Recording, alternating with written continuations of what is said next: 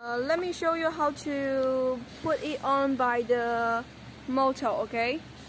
And this part will make an after sale part for you guys. Connect together.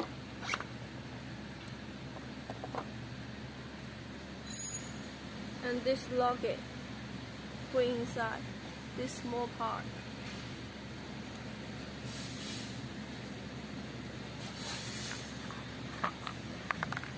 See this is the spring. The hole right here. You guys need to lock it, okay?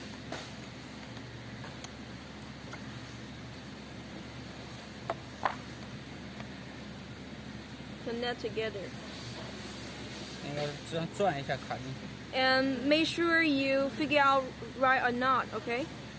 And this screen, the first screen. Put inside, okay? You guys need to make on the screen hole right here 6 holes, one by one, okay? And let the screen back to the motor.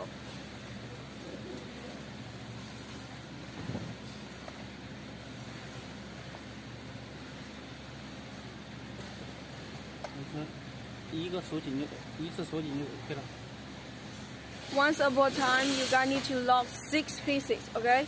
6 holes right here, okay. That's okay.